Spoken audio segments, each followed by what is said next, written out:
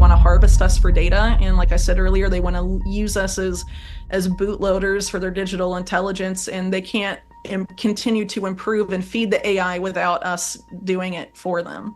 They can't do it alone. So yeah, well, that's the price of convenience, isn't it? And I think a lot of the effort to enslave us has been to cajole us and influence us with convenience and comfort. But also in theory, prison is comfortable, right? In the sense that you have a roof over your head and they bring you food.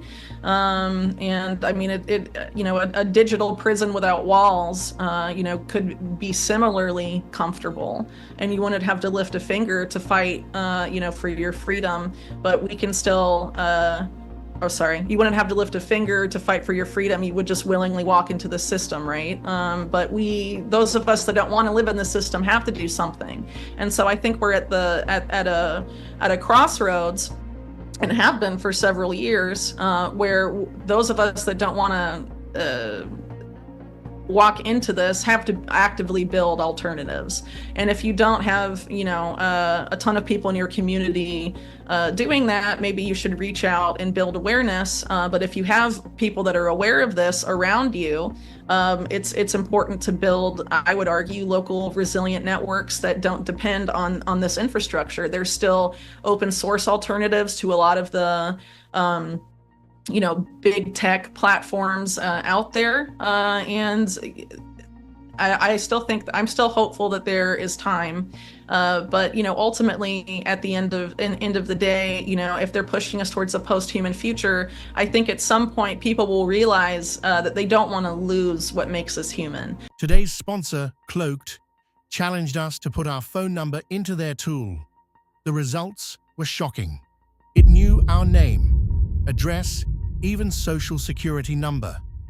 Data brokers are making billions selling your information to spammers, scammers, hackers, even stalkers. Every time you sign up for something, an app, a free trial, a random website, you're feeding the machine, and they're betting you won't do anything about it. But here's the real problem. Most so-called privacy services, they clean things up after your data is already out there.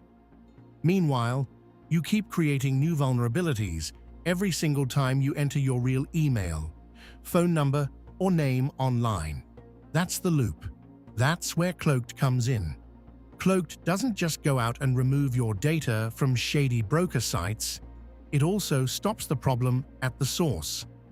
Inside the app, you can generate unlimited burner emails, usernames, and phone numbers whenever you sign up for anything.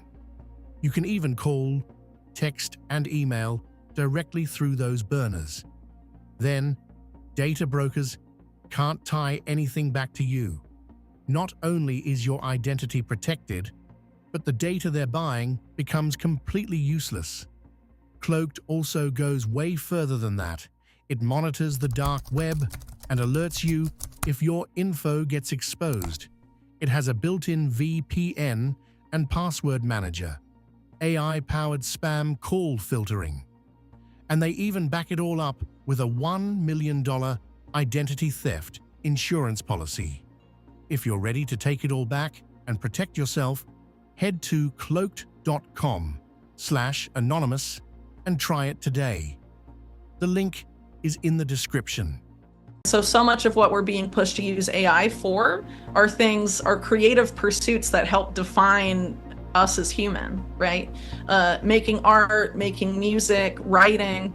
These are the things that we're being told to outsource to artificial intelligence, not necessarily the tedious stuff, right? So what's going to be left for us when we outsource of this all to AI? Will we allow ourselves to be cognitively diminished to the point that we can't even create anymore? And then what kind of, humans are we at that point? So I think it's very important to encourage analog alternatives to that kind of stuff, and to engage in in creativity, and there's a lot of opportunity for that, especially for people that have children. Children are very creative, and we need to promote that to them instead of being like, here's a tablet, learn how to scroll by the time you're 3 or 4, and navigate the algorithms.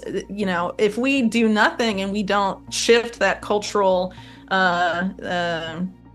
behavior, or what's being made, common cultural behavior now, then yeah, it will be very problematic. And so I think, it's a very important time right now for parents to make sure your kids are well and anchored in the real world, and not just,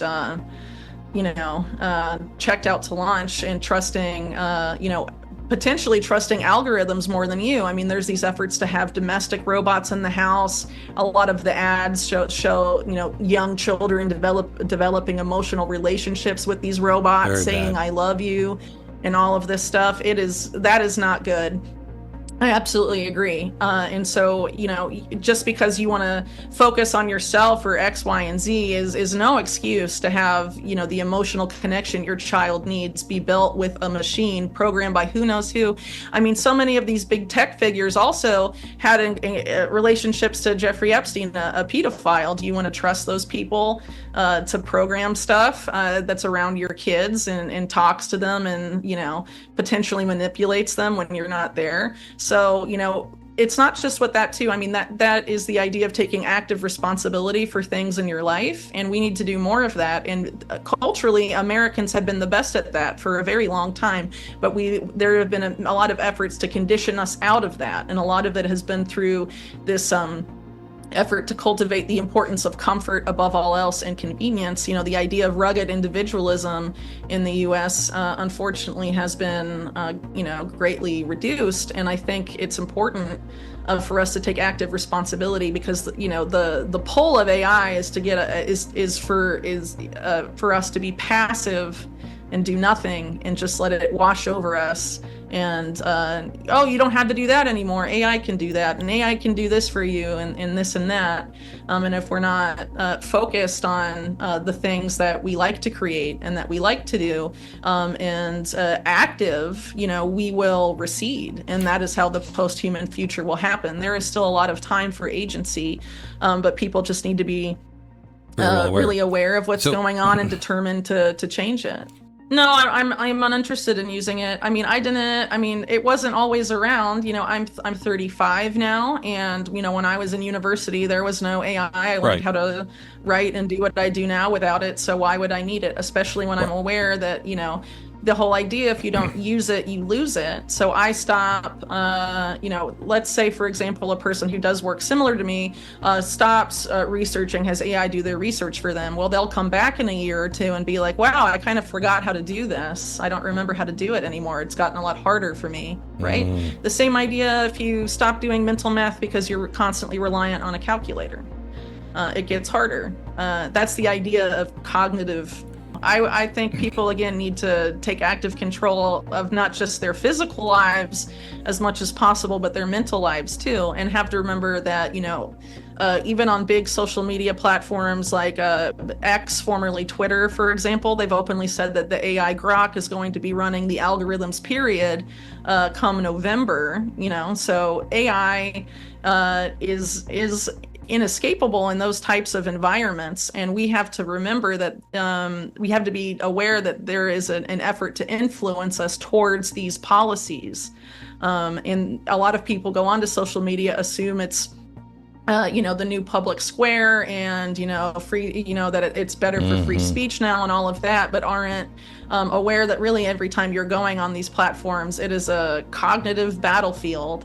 Again, this is why I really want to stress that critical thinking has never been more important. There's a reason they've tried to breed it out of the school systems in the US, and social media, ChatGPT, the chat bots, all of that are meant to further eliminate that from us. So it's never been more important to scrutinize things and go into these digital environments, realizing them for what they are.